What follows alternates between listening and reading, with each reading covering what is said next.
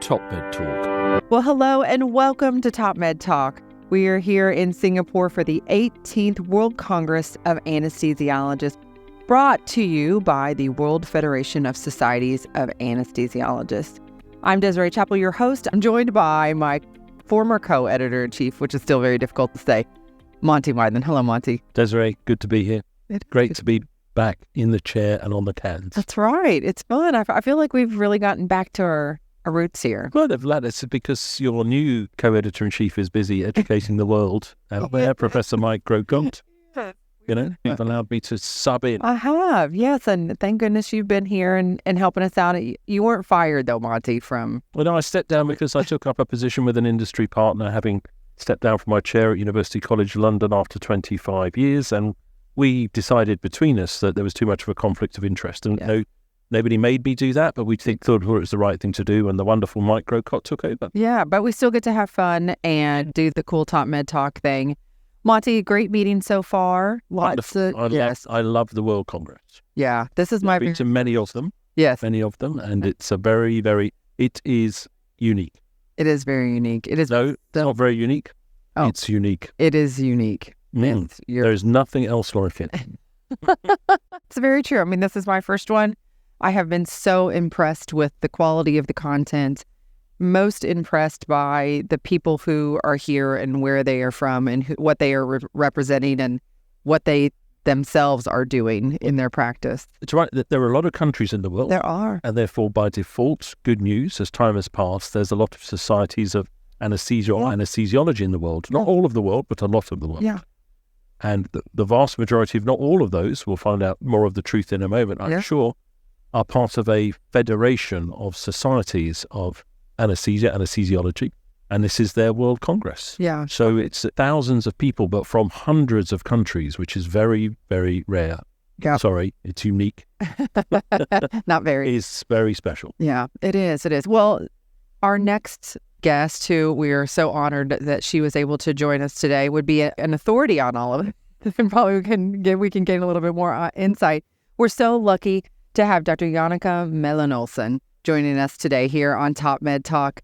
Jannicke, thank you so much. If I may call you Jannicke, thank you so much for joining us. Everybody calls me Jannicke. Yeah. And I'm very happy to be invited to share some of my really important thoughts. I think they are important. Yeah. Well, so you have been a past president of WFSA, which is, as we said, the World Federation of Societies of Anesthesiologists, yes? Yes, that's right. I was the president between 2008 and 2020. So when I stepped down, it was during the pandemic. So we haven't had this Congress in person, as you know, for the last 8 years. Yeah. And I must say, I really agree with you, Monty, that this meeting here is unique. Because just the fact that you bring together people from all over the world. And isn't that fascinating? What is their task?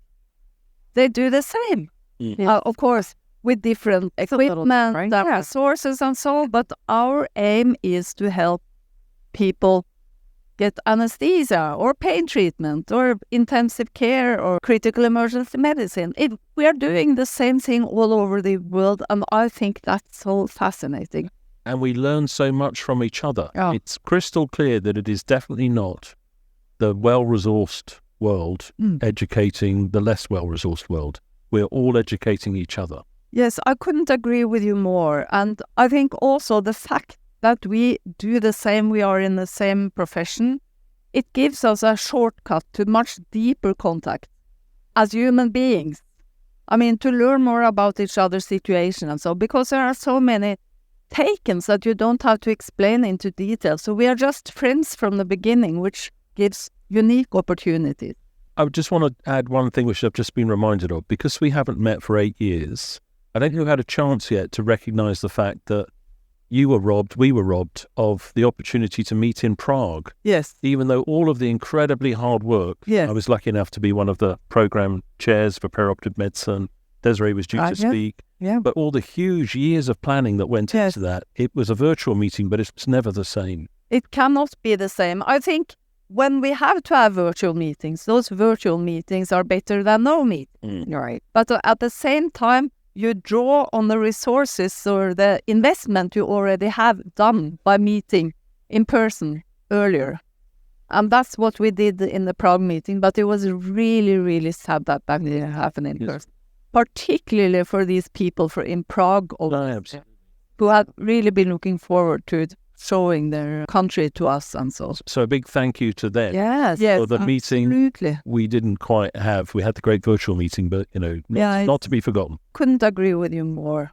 Yeah. If I may also come back to one other thing which you recently said, and that is, it's not only we from resourceful countries that teach those in less resourceful countries, because we have so much to learn from how they solve things with simpler methods and so on. I attended a session yesterday because I'm very much into patient safety, and it was said that some places it's so simple, so that goes for patient safety, or that affects patient safety. I'm not sure about that, because simple can be safe. And those high-tech all things that we are doing, well, I'm not saying that's not helpful, but we lose some of our clinical skills when all we look at that is monitors. And so this learning from each other, and I'm really impressed by the work people are doing all over the world. Oh, yeah, continually impressed. Yeah. I think, we've heard, I've heard so much, and I'll meet someone else. Oh my goodness, I can't believe you're doing that work. So. Yeah. Well, so we wanted to congratulate you on the award you received. Thank you very much. The Distinguished Service Award. Yeah, that's a big thing, of course. Yes, but you always think, but there's 100 who would deserve it more than me, and so. But that's so humble. It's really, I must admit, when it happens to you, it's kind of nice. Well, you relish in that. Enjoy that for sure. Very well deserved. Absolutely. Absolutely. And then you've been very busy at this meeting. Yes, but less busy than when I was the president. Yeah, that's very true. Very true. Now, you also were a keynote for the Harold Griffith lecture yesterday. Kevin Fong, we had him talking to us yesterday here on TopMedTalk and telling us a little bit about his presentation. Tell us a little bit about that. Well, to be honest, when I heard he was going to be the other keynote speaker, I was a little worried, because it's all astronaut, so very catchy topics. And here is me, quality in health service. Hey, I'm a quality person too, so. Yeah, well, but I mean, many people will not say it's great quality or space medicine. But anyway. And I thought how to share some of those things I feel very passionate about in what we are doing in medicine. And not only in the high-income countries. And that's why I decided to share some of my personal stories. Because we are all patients. Well, most of us are patients. And we are relatives. And we are health professionals. Yeah. So sometimes I think we shouldn't distinguish that we are not the same, and that we as physicians cannot understand anything how a patient is and so. So I decided to share some of my own experiences, being a patient, being a relative, and then being a physician in a healthcare where you sometimes feel a little powerless. Yeah. It's being run by administrators, money makers, and so. So where is the love, where is the caring going in healthcare? So this was what I angled all my presentation around. Yeah. And then it turned out, I started to read more about Harold Griffith, who the session is named after, the first president of the WFSA, and the man who introduced curare. So that's what he's mostly known about. But then I saw we share so many things. I will not compare myself to him, but he is also an organization person who sees that it's important that we come together in organizations to share, to try to do politics together, to influence policymakers and so. Because, as you know, 5 out of 7 billion people in this world do not have access to safe anesthesia. And nothing about that will happen unless we do something. We cannot expect anyone else to take the initiative and fight anesthesia's cause in that matter. So he was into that and had some of the same rationale, which I liked very much. And then I read something about his view on patients, taking care of patients, how he tried to let them keep their dignity in the operating theatre, keep their wigs on. He would remove it when they were asleep, but he would put it nicely on place so they would have this feeling. And there were so many things. I really like this man. Canadian, was he? Yeah, he was Canadian. But founded the world, what we now see as the... Yeah, there was a group doing it, but he was the first president. But he was active in so many anesthesiology organizations, and IARS was one, and the Canadian. He also was a founder for some of them, and I also have founded some organizations, but that's not in anesthesiology, but I am always into organization. That's great. So I heard it was wonderful and people just could relate to you so much. I mean, I think when we hear personal stories in these types of situations, one, it's very different than what we're used to hearing. Yeah. But two, sometimes it brings us back to the fact like we all are human, and we, it helps us maybe even connect a little bit better on all the other things that we're consuming here. Yes, absolutely. Science is important, and that's the basic for all the technical things we do. But if you ask patients and ourselves, when I told them when I myself was a patient, I was a VIP patient because everybody knows me. And then how small you feel, how you want the doctors to like you.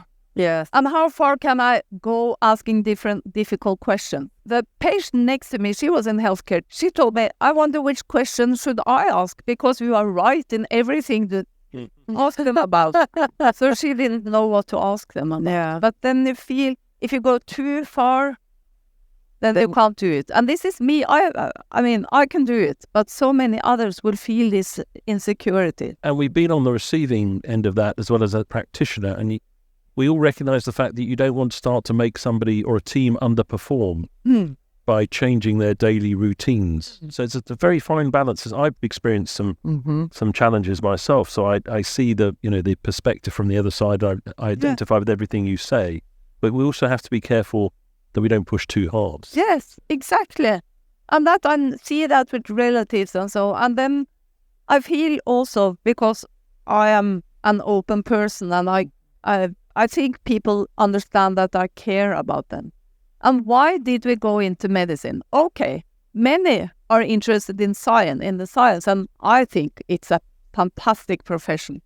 Once in my life, I knew what there was to know about the human body, but I don't know all of that any longer. But I mean, just being able to know that right now when we are sitting here, our kidneys are working, our lungs are, all of these things.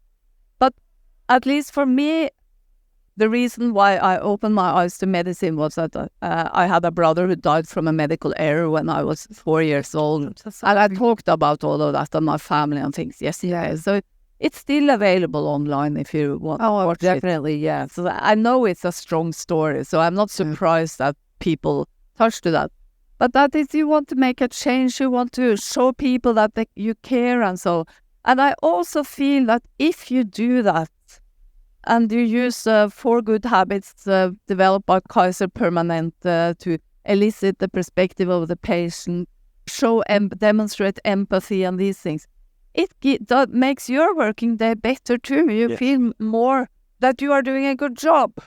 And we should not be so worried. I said that yesterday too, that if you are in a situation where a patient is dying, there is this misconception that we are not allowed to show any emotions. So what's the problem? Yeah. If you shed a tear, they will just see that you care. Yes. So I know.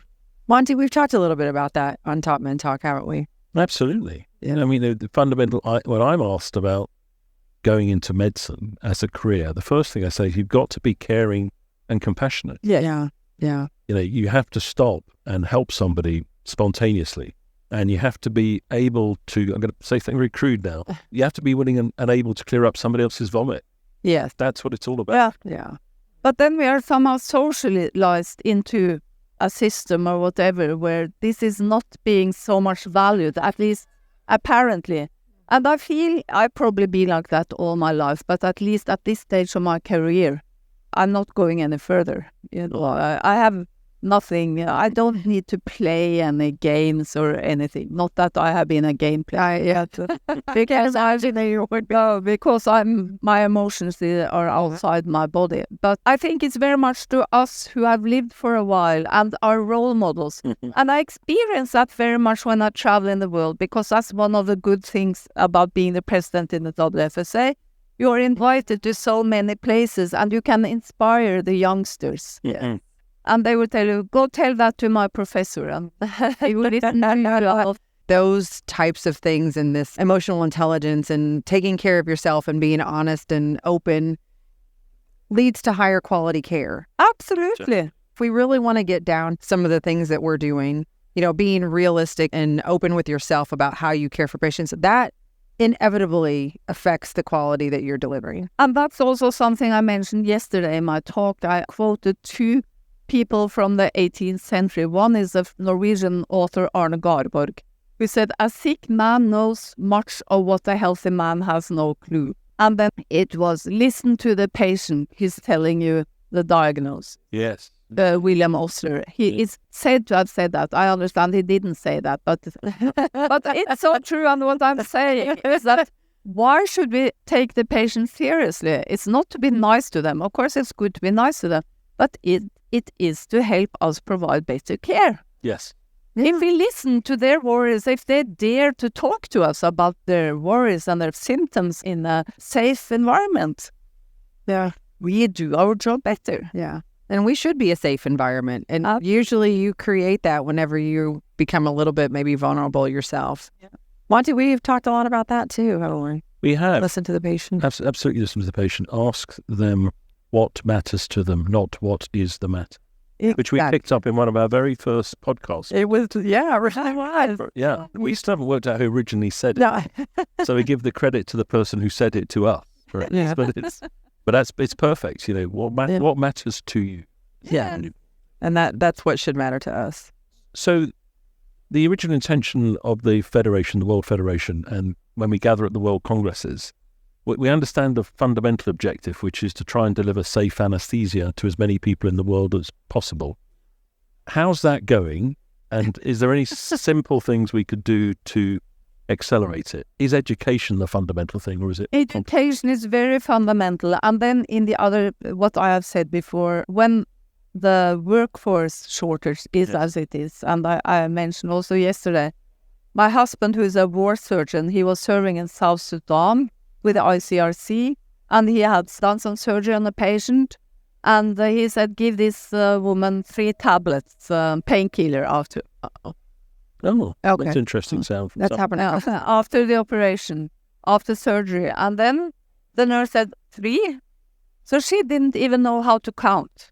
It starts with basic education. Yes. So we cannot close that gap without, it's a huge thing. And it's the uphill is really impressive, but we cannot give up. That's absolutely no alternative.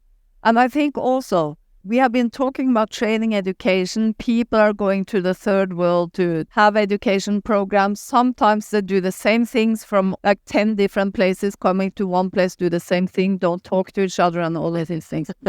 And then they go home and they think they have saved the world.